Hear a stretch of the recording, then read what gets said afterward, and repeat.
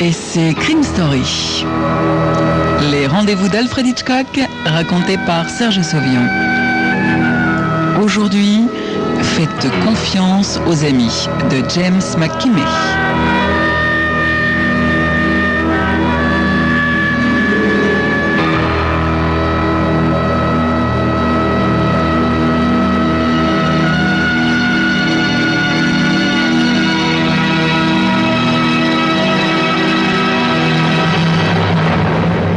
En débarquant à l'aéroport de Reno, Robert Killian se dirige directement vers la première compagnie de location de voitures.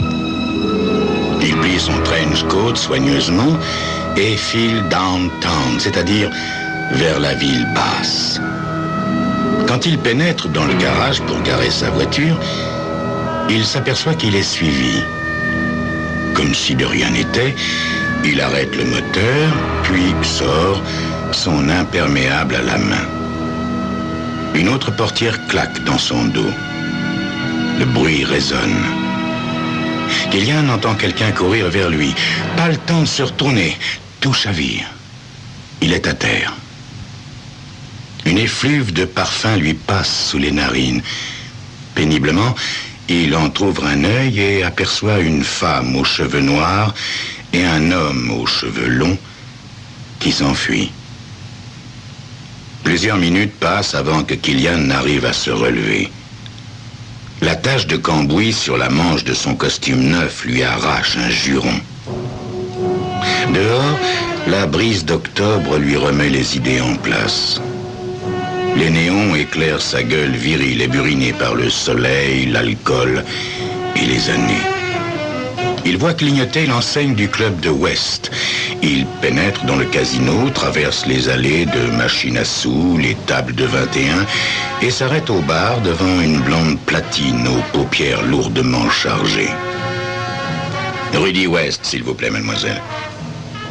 La blonde décroche le téléphone, annonce Killian, hoche la tête et lui indique l'escalier. Au premier, un couloir à la moquette épaisse et moelleuse. Une femme en noir qui le dévisage avec froideur. La porte capitonnée s'ouvre en grand et apparaît un tout petit homme très chic et complètement chauve. « Bobby, mon vieux Bobby !» dit l'homme, tout en accrochant un sourire large et carnassier sur son visage lisse. « Comment tu vas, Rudy ?»« Viens, entre donc !» poursuit Rudy West. Et il introduit Killian dans un immense bureau cossu dont un des murs est garni de postes de télévision. 6 exactement, lesquels, judicieusement placés, permettent de voir tout ce qui se passe dans tous les coins et recoins du casino. « Quel est ton ennemi ?» demande Killian. « Mais qu'est-ce que tu veux dire? J'ai pas d'ennemi. » Écoute, frérot. À peine débarqué ici, je me fais filer le train et puis je me fais assommer dans un parking par un couple. Et tu me dis que... Tu as sûrement relevé le numéro de la voiture? Non. Ah, pour un détective? Depuis combien de temps fais-tu ce métier, Bobby? Disons un peu moins d'1 an. West regarde ses ongles manucurés. Je pensais que tu étais aussi bon dans ce métier qu'au foot, autrefois. Tu te défendais drôlement bien, hein? Et puis, tu étais aussi le meilleur des pilotes de chasse. Mais il semblerait que maintenant... Oui, j'avoue, soupire Killian, que je n'étais pas sur mes gardes. Bon sang. As-tu vraiment besoin de ce boulot, Bobby? Es-tu prêt à suer sang et eau pour ce job? Oui, dit Killian. Bon, alors écoute-moi. Voilà. La moitié de mes meilleurs clients a été escroquée le mois dernier. Ça avait l'air accidentel, mais je me suis aperçu que le barman allongeait les boissons avec de l'eau, que les fentes des machines à sous avaient été trafiquées. Enfin, un tricheur notoire s'est installé à une table de jeu. Aucun de mes employés ne l'avait reconnu, mais moi, si. Alors je l'ai fait sortir, tu penses?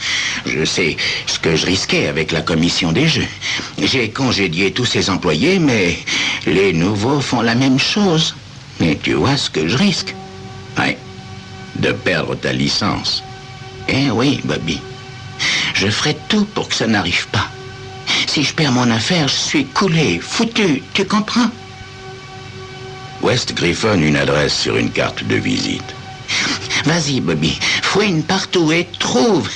Tiens, viens chez moi demain matin et tu comprendras pourquoi je peux pas me permettre de perdre cette boîte. Si je ne peux plus offrir à Diane ce à quoi elle est habituée. Calme-toi, dit Killian avec douceur.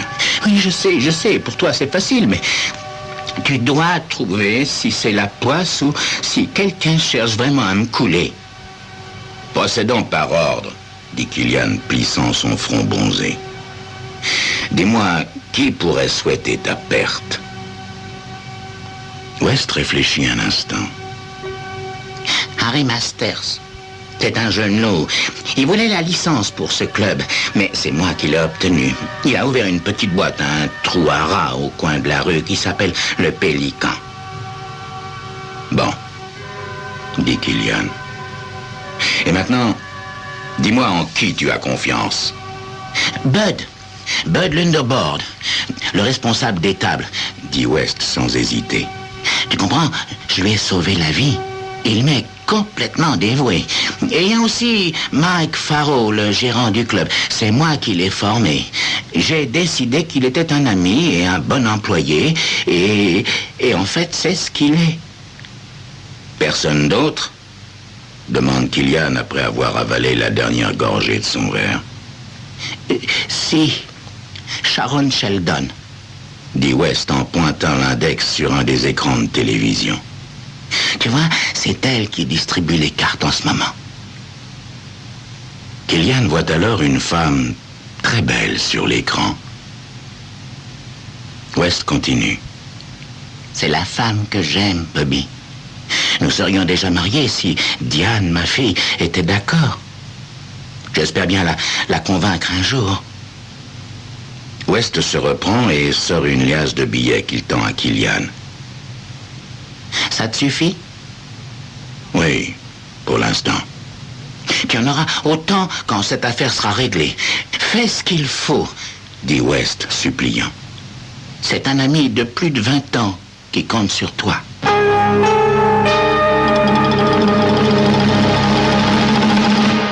Killian fait la tournée des clubs de la ville.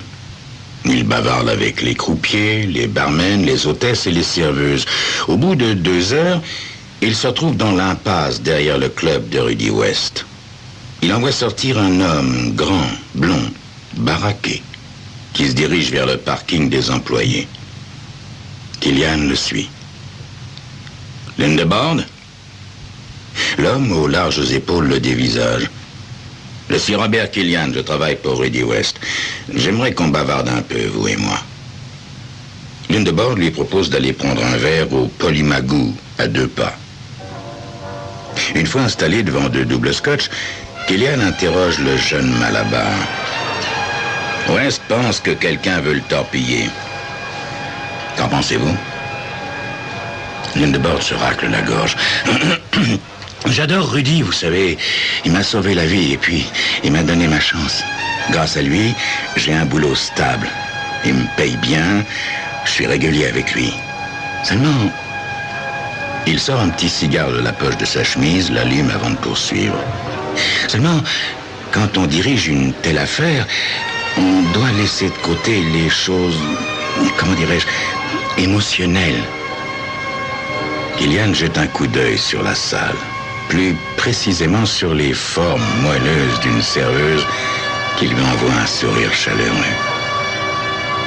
Vous faites allusion à la belle Sharon Sheldon, n'est-ce pas? Il faut pas tout mélanger, vous comprenez? Le travail et les filles, surtout quand elles vous font perdre la tête. West ne sait plus ce qu'il fait. Elle lui a mis le grappin dessus, c'est ça? Il traverserait l'océan à la nage pour cette petite. Oui, seulement ça n'explique pas qu'elle veuille lui faire du mal. Là-dessus, l'armoire à glace se hisse sur ses 2 pieds. Bon, je vais me coucher. Mais vous devriez rester, monsieur. La petite serveuse va pas tarder à faire son numéro. Et je crois que vous l'avez tapé dans l'œil. Ne manquez pas ça. Killian attendit la fin du numéro, mais se leva avant que la fille ne réapparaisse. Il faut pas tout mélanger. Le travail d'abord. En sortant, un homme en manteau de cuir s'approche de lui et lui...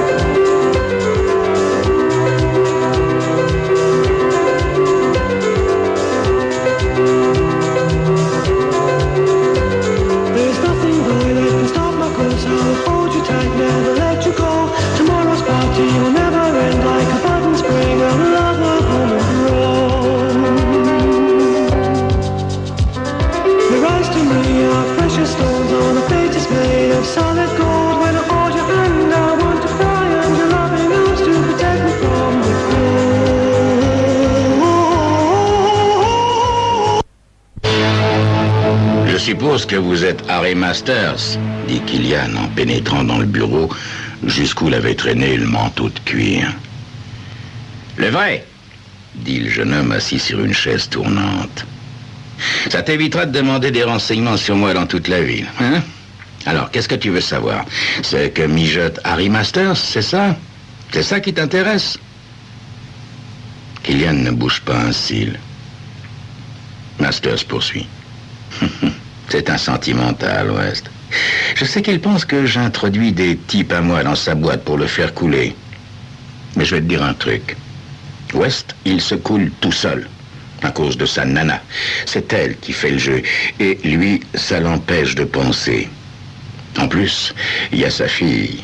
Il lui passe tous ses caprices tellement il a la trouille qu'elle se tire avec le premier gigolo qui aurait les dents bien blanches. Tu piges? C'est pour ça qu'il est sur la pente. Tu saisis, Killian? Moi, j'y suis pour rien. Alors tu me rayes de ta liste. Oublie-moi. Après une bonne nuit de sommeil, Killian se réveille vers 10 heures. Il fait beau. Il s'habille et s'envoie une bonne rasade de vodka avant de partir visiter la maison de Rudy West. Belle maison. Une clôture blanche, une grande allée, un majordome et une superbe jeune fille en train de prendre un bain de soleil au bord d'une piscine de rêve. Diane West lève une paupière et jette un regard vert et méprisant à Killian. « Je suis un vieil ami de votre père, » dit Killian, prenant une chaise. « Est-ce qu'il vous a prévenu ?» Elle hoche la tête. La femme de chambre apporte un gin tonic à Killian. En un quart d'heure, Killian vide son verre. Diane n'a pas desserré les dents. « Vous n'êtes qu'une enfant gâtée et mal élevée, » lui lance Killian, se dirigeant vers le salon spacieux. « Je le dirai à mon père !» lui jette la gamine en changeant de face. « Mais j'espère bien, » dit Killian. « Je vais visiter la maison. » Dans la chambre de la jeune fille, il tombe sur un flacon de parfum dont l'odeur lui rappelle aussitôt un souvenir douloureux, une bosse sur le crâne. L'agression d'hier à son arrivée, l'odeur de la jeune femme brune qui l'a assommé. Effectivement, en moins d'une minute, il trouve une perruque brune, pareille à celle que portait son agresseur. Au même moment, la jeune fille entre dans la chambre. « Mais qu'est-ce que vous faites ?»« Et vous?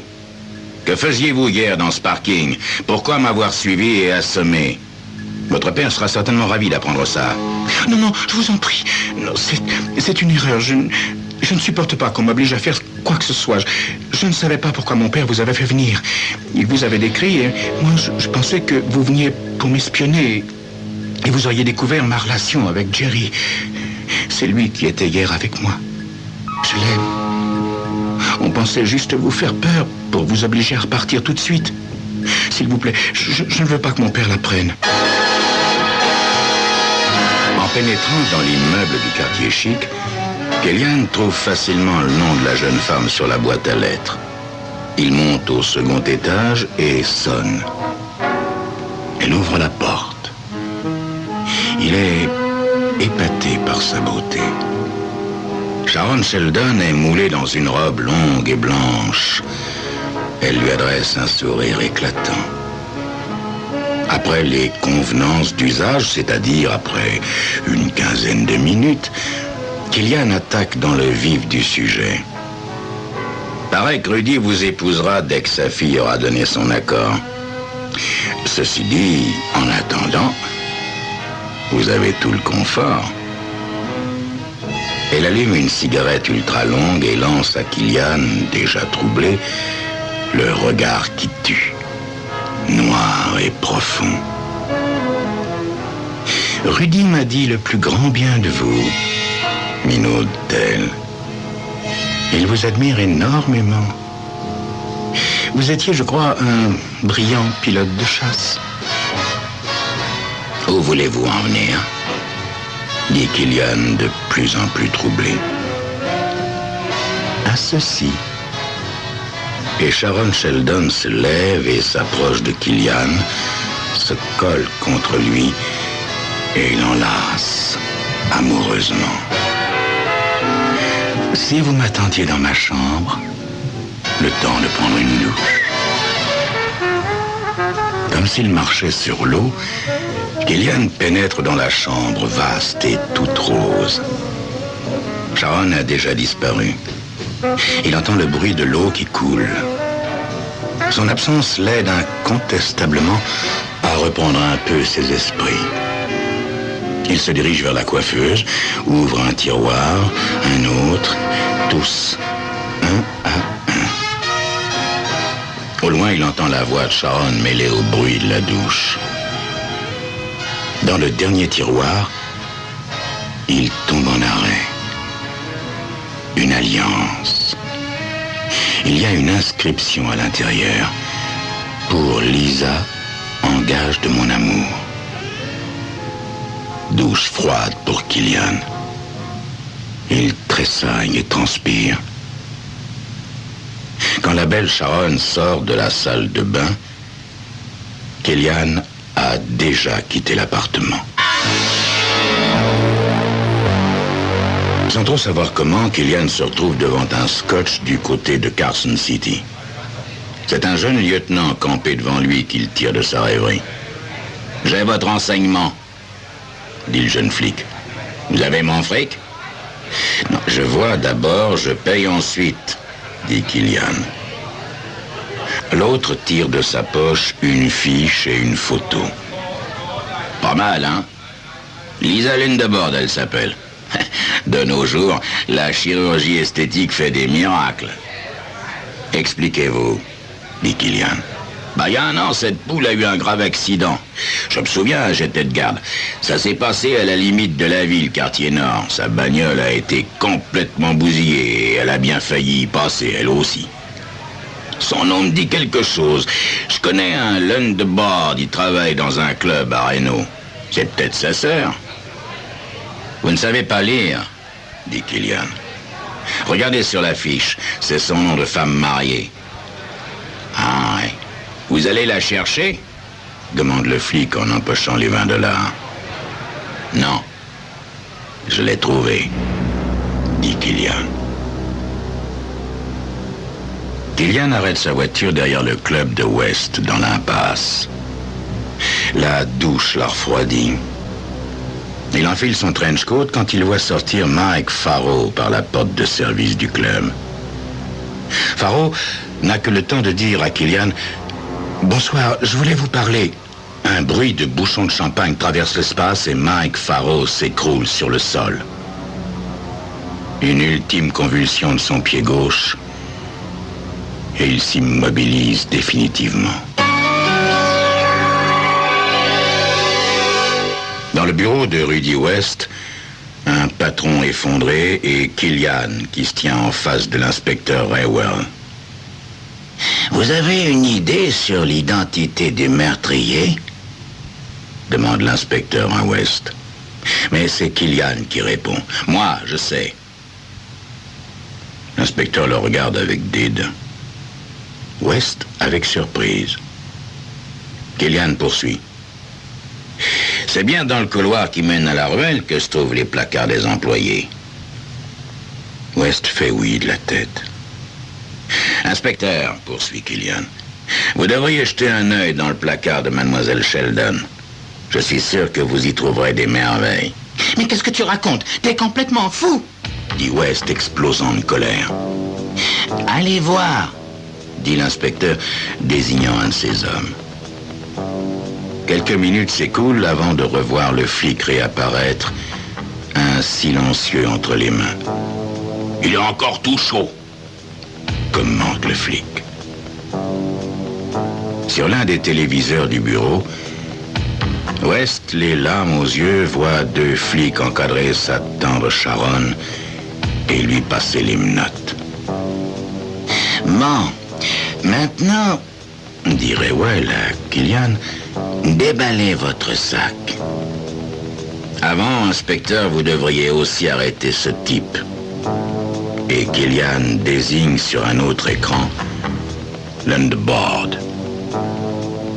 À contre-cœur, l'inspecteur donne l'ordre d'aller chercher aussi Bud l'Underboard. Peu après, Sharon Sheldon et Bud l'Underboard arrivent dans le bureau, sérieusement encadrés par des agents. Bien, je vous écoute. Ils sont mariés et femmes, dit Killian. Rudy West est livide. Tu dis n'importe quoi! Je suis désolé, Rudy, mais c'est vrai. J'en ai la preuve.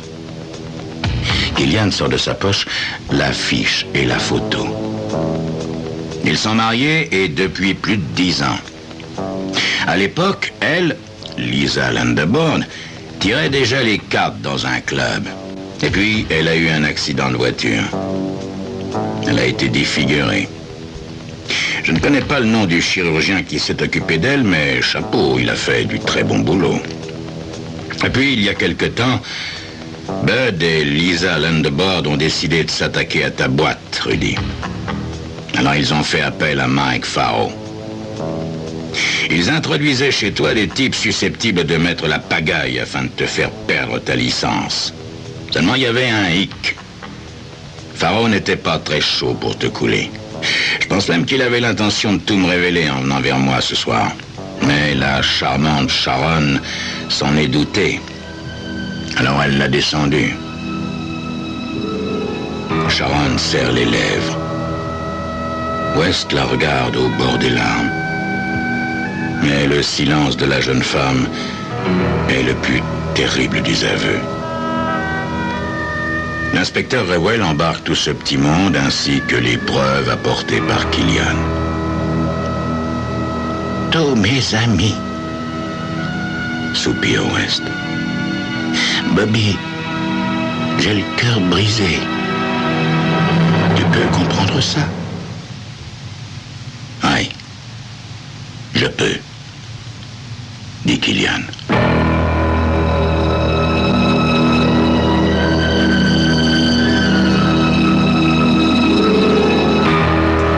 C'était Crime Story, les rendez-vous d'Alfred Hitchcock racontés par Serge Sauvion. Aujourd'hui, faites confiance aux amis de James M. Kemey.